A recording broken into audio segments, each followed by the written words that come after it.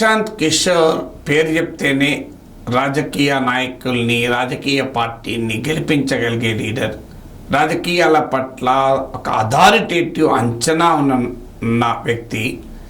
ఆయన చెప్పింది నిజమవుతుంది అని చాలామంది అనుకుంటాం. కానీ ప్రశాంత్ కిషోర్ ఈ ఎలక్షన్లో నిజమయ్యాడా? ఆంధ్రప్రదేశ్లో జగన్మోహన్ రెడ్డి చిత్తుగా ఓడిపోతాడని అంచనా వేశాడు. అది కరెక్ట్ అయింది. అంతవరకు we should give credit to him. కానీ ప్రశాంత్ కిషోర్ భారతదేశంలో ఎన్నికలపై వేసిన అంచనాలన్నీ ఫెయిల్ అయ్యాయి. ఆయన వేసిన మొదటి అంచనా బీజేపీకి 2019లో గెలిచిన 303 లేదా ఇంకా ఎక్కువ సీట్లు వస్తాయి, 10 లేదా 20 ఎక్కువ సీట్లు వస్తాయి అన్నాడు. సో ఆయన ఇచ్చిన లోయెస్ట్ ఎస్టిమేటే 303, కానీ వచ్చింది 240, 63 సీట్లు తక్కువ వచ్చాయి. అంటే నియర్లీ 20% తక్కువ వచ్చింది.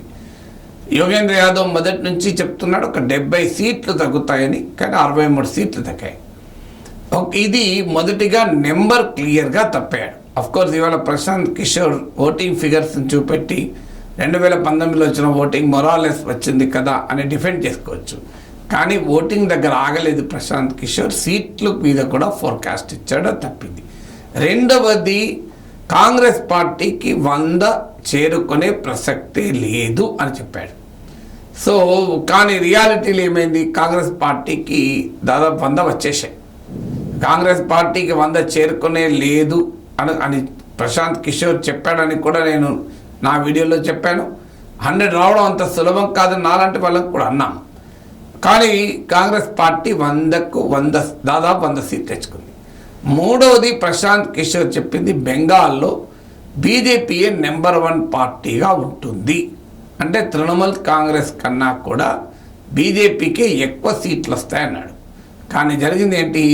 బీజేపీకి 6 సీట్లు తగ్గాయి, 18 నుంచి 12కు పడిపోయాయి. మమతా బెనర్జీ సీట్లు 29కి పెరిగింది. చాలా క్లియర్గా బెంగాల్లో మొదటి పొజిషన్లో బీజేపీ ఉంటుంది అన్నాడు. అక్కడ కూడా పూర్తిగా ఫెయిల్ అయ్యాడు. నాలుగవది, రాజస్థాన్, మహారాష్ట్ర లాంటి స్టేట్స్లో కొంత దెబ్బతినొచ్చు, కానీ అంత భారీగా ఏమీ దెబ్బతినడు. ఆ మేరకు సౌత్ ఇండియా, ఈస్ట్ ఇండియాలో కవర్ చేసుకుంటారన్నాడు.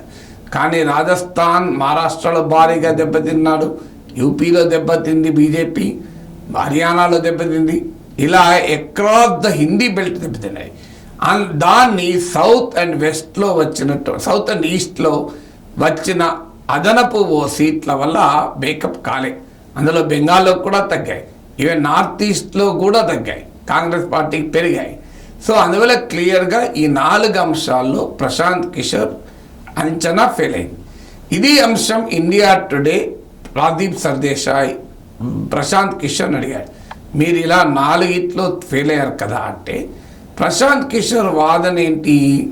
మోడీ ఏ భారత్ 400 అన్నాడు, బీజేపీ 370 అన్నాడు, మరి మోడీ ఫెయిల్ అయ్యాడు కదా. రాహుల్ గాంధీ మధ్యప్రదేశ్ ఎన్నికలప్పుడు మాకు 200 వస్తాయన్నాడు, కానీ రాలే కదా, ఫెయిల్ అయ్యింది కదా. అలాగే అమిత్ షా బెంగాల్ ఎన్నికలప్పుడు 200 వస్తాయన్నాడు, ఫెయిల్ అయ్యింది కదా. మీకు Akhilesh Yadav UP assembly election 2022లో అధికారంలోకి వస్తా అన్నాడు, ఫెయిల్ అయ్యాడు కదా అని వీళ్ళ పేర్లు చెప్తున్నాడు. కానీ ప్రశాంత్ కిషోర్కు అర్థం కావాల్సింది, పొలిటీషియన్ వేరు, పొలిటికల్ ఎనలిస్ట్ వేరు. పొలిటీషియన్ ఒక్క సీటు గెలిచే పరిస్థితి లేకపోయినా నేనే గెలుస్తా అంటాడు, అనాలి కూడా. అనకపోతే రాజకీయ నాయకుడికి కాదు. ఇప్పుడు కేసీఆర్ అనలేదా నేను 12 to 14 సీట్స్ గెలుస్తాను అన్నాడు.